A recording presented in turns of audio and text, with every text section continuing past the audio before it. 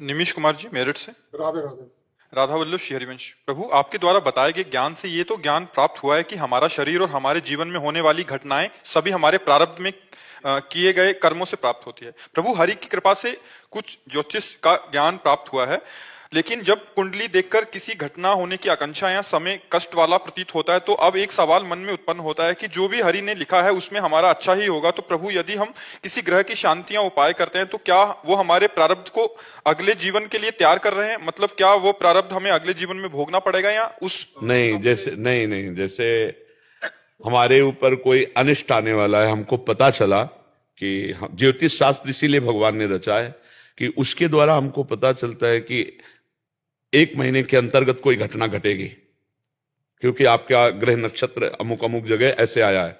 अब हम अनुष्ठान की खोज करें कि उस घटना का किस अनुष्ठान के द्वारा हम काट कर सकते हैं।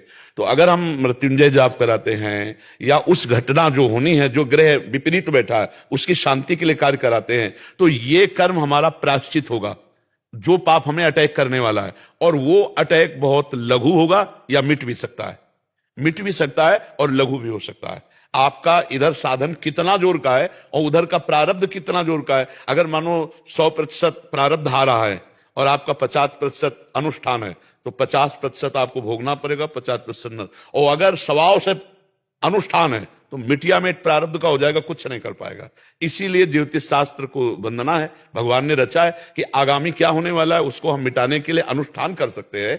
और जो निश्चित पक्का है फिर उसे किसी अनुष्ठान से नहीं मिटाया जा सकता। जैसे श्रृंगी ऋषि ने श्राप दिया 7वें दिन तक्षक काटेगा, तो काटेगा। बड़े बड़े ऋषि मुनि मंत्र औषधि सबका प्रयोग किया गया, लेकिन तक्षक वहां पहुंचा और परीक्षित को काटा और परीक्षित का शरीर भस्म हुआ। ऐसा जो जैसे वशिष्ठ जी कह रहे हैं, सुनो भरत भावी प्रबल बिलख कहो मुनिनाथ, हानि लाभ जीवन मरण जस अपजस विधिहात। ये कई चीजें हैं जो पक्का है। पर अनुष्ठान कुछ सीमा तक मिटाया जा सकता है। जो आगामी हमारे ऊपर अटैक करने वाला हमारा कर्म है, वो कोई देवता थोड़ी, हमारा कर्म का परिणाम है, तो हम उसका प्रायश्चित कर रहे हैं।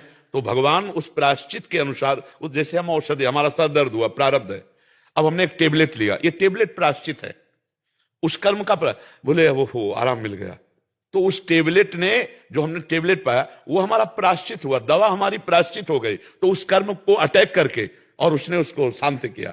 अब बोले नहीं, सर दर्द तो ये इस टेबलेट से नहीं ठीक होगा, और हो भी नहीं रहा, अब प्रारब्ध जोर पड़ गया, प्रायश्चित कमजोर पड़ गया।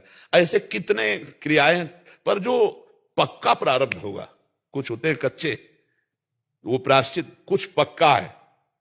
जैसे किडनी फेल, अब फेल, अभी तुम्हारे अनुष्ठान से नहीं ठीक होगी, इसको भोगना पड़ेगा। हाँ, ये है कि अगर आप भजन साधन अनुष्ठान, तो इनका प्रभाव उतना नहीं पड़ेगा। जैसे है ना, कष्ट है, समस्याएं हैं, बड़ी पीड़ाएं हैं, लेकिन मन में एक उमंग है, एक मन उत्साह में है, तो भागवतिक शब्द सेवाएं होती रहती है।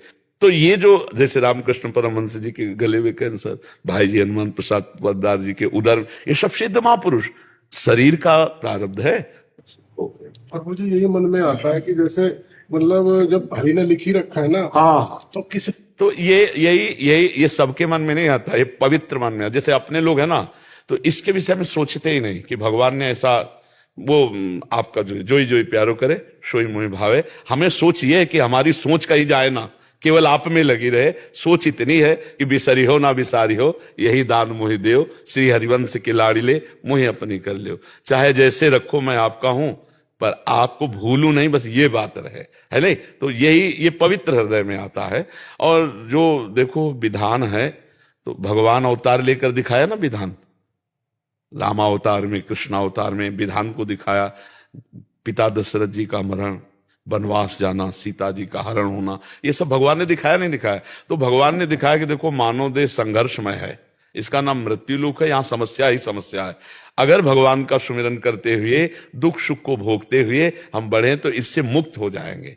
अब हम दुख सुख मिटाने में पूरा भजन और लगा दें, तो हमारा जो जन्म हुआ भगवत प्राप्ति के लिए, उसके लिए हमारे पास क्या रह जाएगा? इसलिए बड़े बड़े संत शरीर के कष्ट भोग लेते हैं और भजन को भगवत प्राप्ति के लिए, तो अनंत जन्मों की बिगड़ी समाप्त हो जाती है।